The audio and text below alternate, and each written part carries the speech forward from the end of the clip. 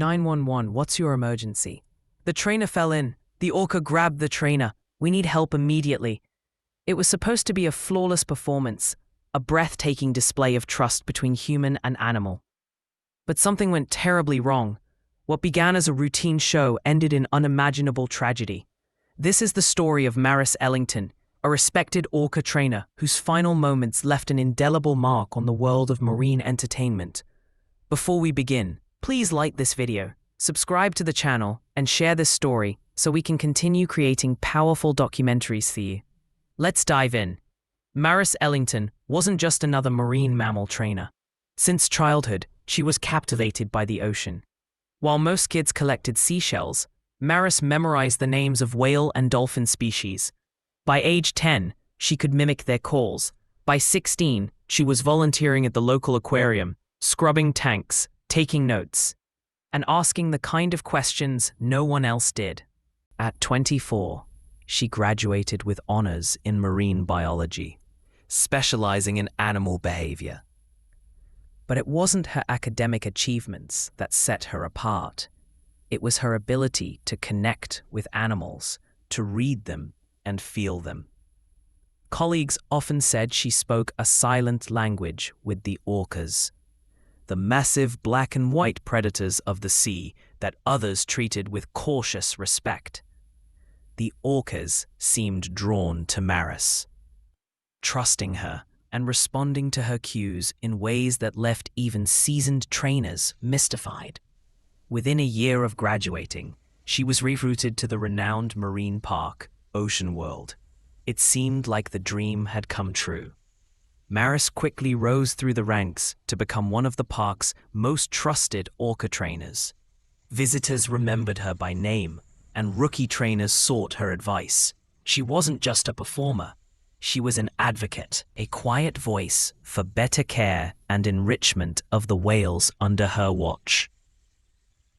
Maris believed in coexistence, that humans and these apex predators could build relationships based on respect, not dominance.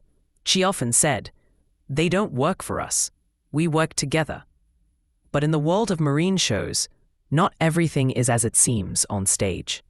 Behind the smiles, perfect jumps, and synchronized waves were complex creatures, intelligent, emotional, and sometimes unpredictable. Maris knew this better than most. But even she couldn't have predicted what would happen that day. OceanWorld was a monument to humanity's fascination with the sea. Located along the coast and spanning more than 60 acres of carefully engineered enclosures, theaters, and artificial lagoons, it drew millions of visitors annually. Its crown jewel was the Orca Spectacular, a high-energy, emotionally charged show starring some of the largest predators ever held in captivity. Behind towering glass panels and crashing waves, these orcas performed with mesmerizing precision, leaping, twirling, and splashing to the awe of children and amazement of adults. But beneath the applause lay a complicated history, beautiful yet shadowed.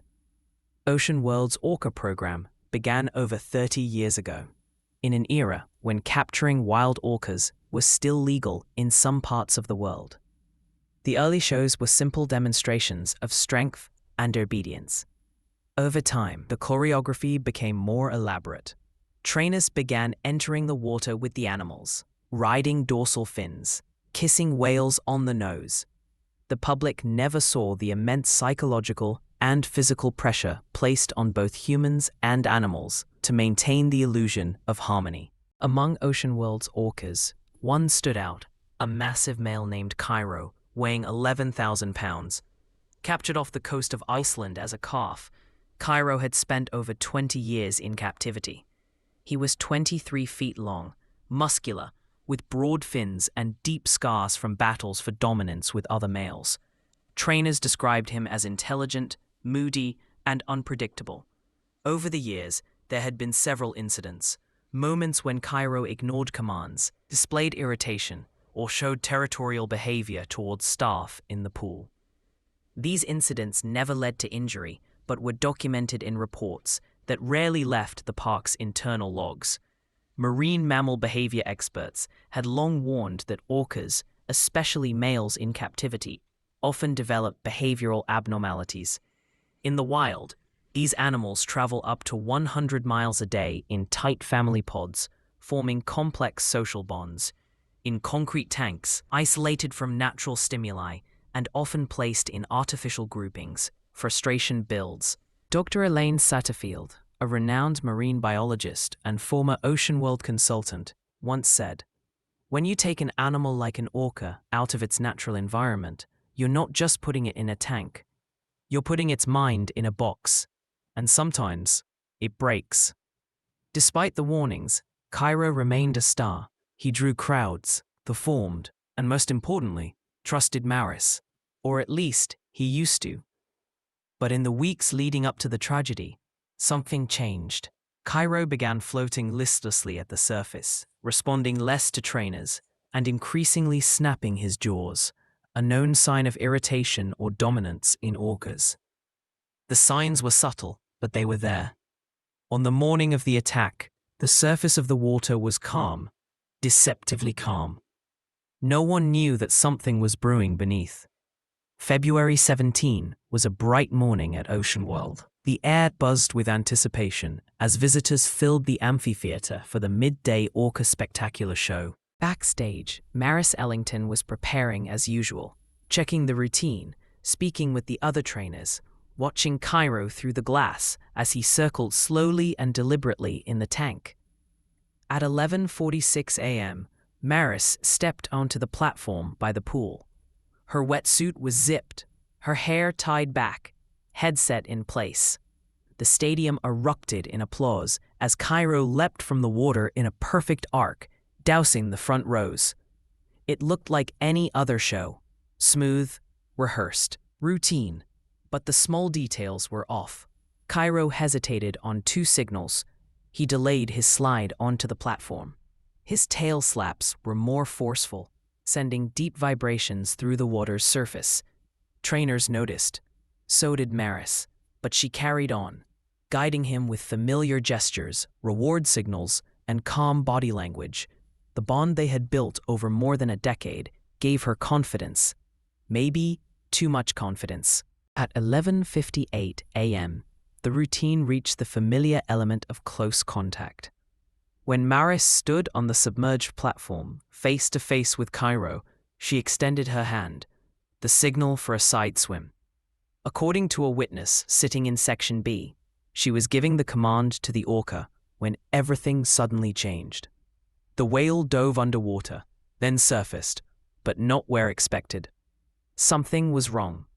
Without warning, Cairo lunged forward, his jaws clamped down on Maris's arm, and with terrifying force, he pulled her beneath the water. The crowd gasped in horror. Some thought it was part of the show. Others immediately realized it wasn't. Beneath the surface, a brutal struggle began. Trainers at the edge of the pool rushed to activate emergency signals, underwater sound generators designed to distract and redirect the whale's attention. Cairo ignored them. He held Maris underwater, thrashing, spinning, diving. Seconds stretched into minutes, and then into 2. Rescue protocols were initiated. Staff hurried to close emergency pool gates to isolate Cairo. Others threw nets and floating barriers into the water, trying to corner him. But he evaded them, surfacing only briefly before diving again with Maris still in his grasp. One trainer tried to distract Cairo with fish and vocal commands from the medical pool. No reaction. At 12:03 p.m., the emergency dive team arrived. But protocol barred them from entering the pool while the Orca remained aggressive. They stood by helplessly, watching the water churn, and then grow still. Finally, at 12:08 p.m., Cairo released her. Staff pulled Maris's body from the water. She showed no signs of life. Paramedics began CPR at the poolside while stunned guests were evacuated from the stands. Children cried. Parents stared in silence. Her death was officially declared at 12:23 p.m. In under 7 minutes, a brilliant career, a life of dedication, and relationships built over more than a decade ended in violent, irreversible tragedy. What caused Cairo to snap? Was it stress, instinct, or something deeper we still cannot fully understand? The pool fell silent, and a question began to echo, one that would haunt OceanWorld forever. Within hours of the incident, OceanWorld was immediately placed under quarantine. Scheduled shows were cancelled. The amphitheater was cordoned off.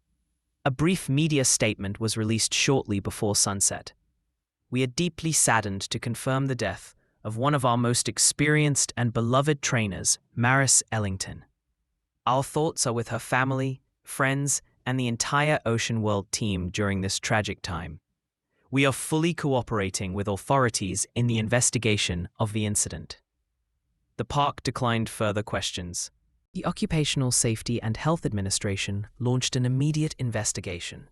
Federal wildlife officials were notified.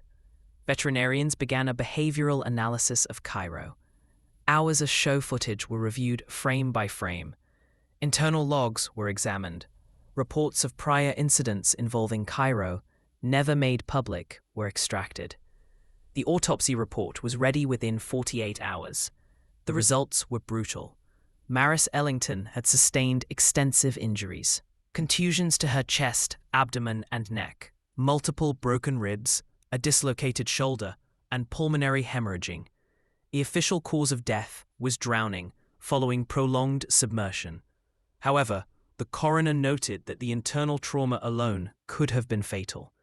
Details leaked to the press within days. Public reaction was immediate and intense. News outlets ran headlines that shook the nation. Orca kills veteran trainer. Tragedy at OceanWorld. Killer whale turns deadly. Footage of the moments before the attack, smiling children, nowis waving to the crowd, replayed endlessly. Commentators debated the ethics of animal performances. Former trainers spoke out. One told Express.com, "We warned about Cairo for years. That whale showed signs of stress. No one wanted to listen." Protests began outside the park. Within days, advocacy groups demanded the immediate release of all captive orcas. Social media exploded with hashtags. Hashtag Justice for Maris, hashtag Free Cairo. Memorials appeared at the park gates, flowers, photographs, handwritten letters. Some mourned the fallen trainer. Others demanded change. The conversation had moved beyond a single tragedy. It became a flashpoint in the debate over animal captivity, animal rights, and how far we've gone in the name of entertainment. And through it all, one question kept surfacing. Could this tragedy have been prevented? If so, why wasn't it? The tragedy of Maris Ellington wasn't an isolated event. It's part of a disturbing pattern that has haunted marine parks for decades. At the heart of the debate lies a simple question. Should orcas, intelligent, social, wide-ranging predators, be kept in captivity at all? For years, the industry answered with a confident yes. The shows are safe. The whales are well cared for. The trainers are professionals. But the attack on Maris, like others before it, shattered that illusion.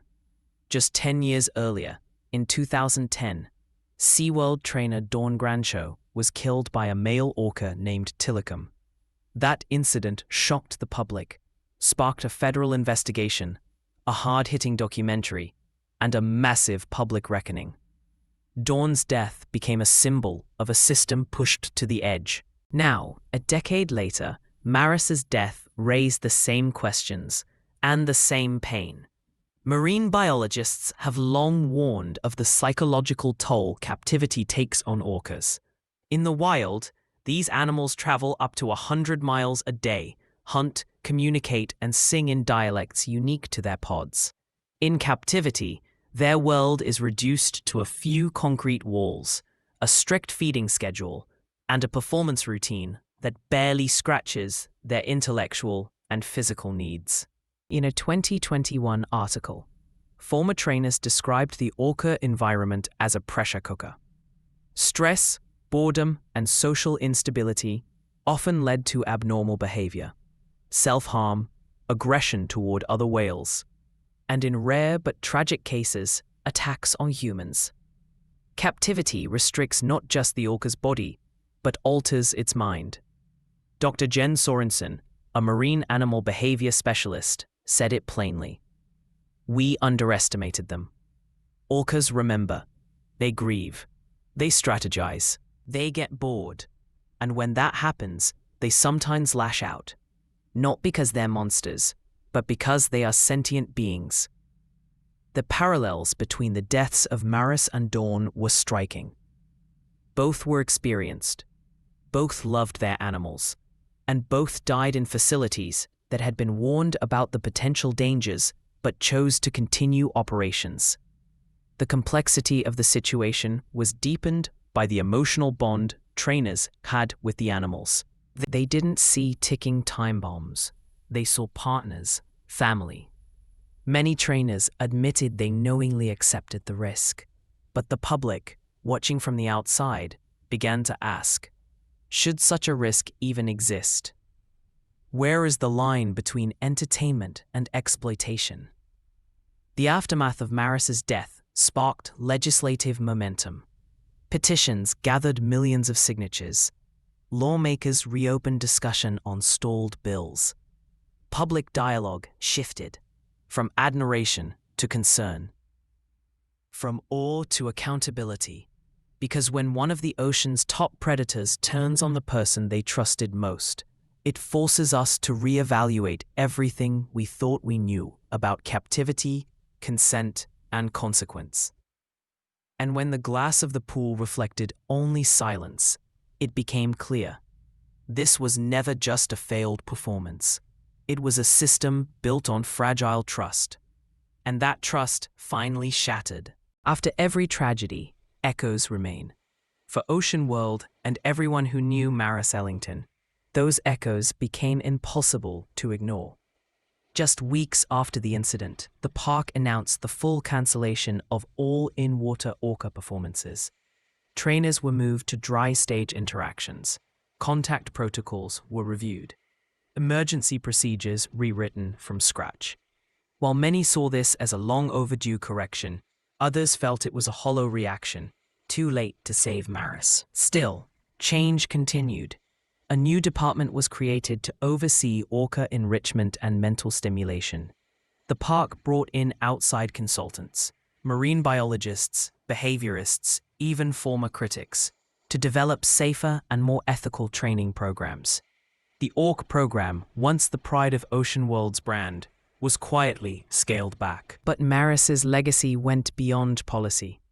Her family, devastated by the loss, chose to turn their grief into something lasting. The Maris Ellington Foundation was established just 6 months after her death. Its mission, to support marine mammal research, fund safety training for animal handlers, and promote responsible attitudes toward wildlife. Scholarships were awarded to students pursuing careers in marine sciences.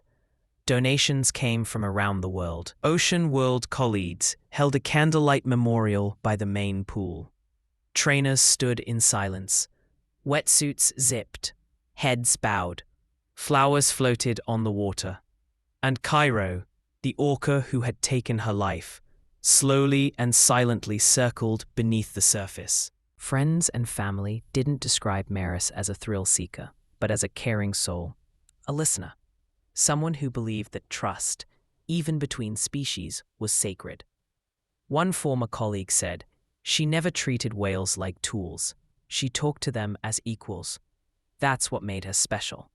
Another added, "She wasn't naive about the risks, but she believed in her work.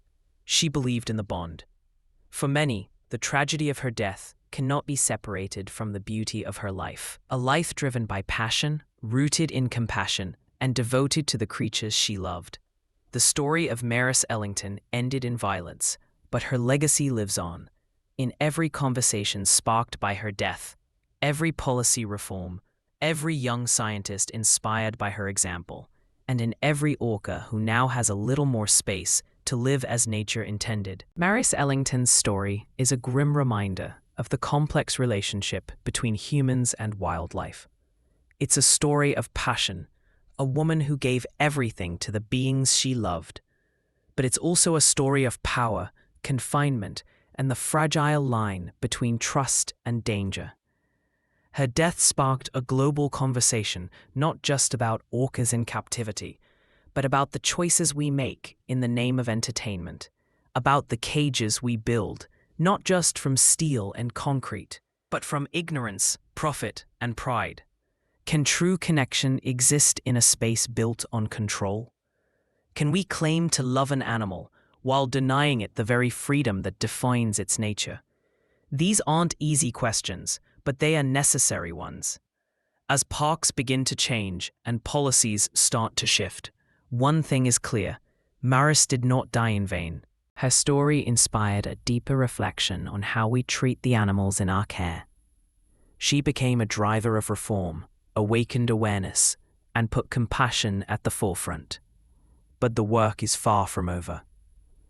If Maris's story touched you, made you pause, reflect, or question, let it be a beginning. Support marine conservation. Educate yourself on the realities of captivity. Share stories like hers.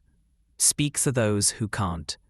Because behind every show, behind every glass wall, there is a story, and sometimes it ends in silence. Thank you for watching. If this story meant something to you, please like the video, subscribe to the channel, and share it with someone who needs to hear it. Your support helps us keep telling the stories that matter, the ones too important to forget.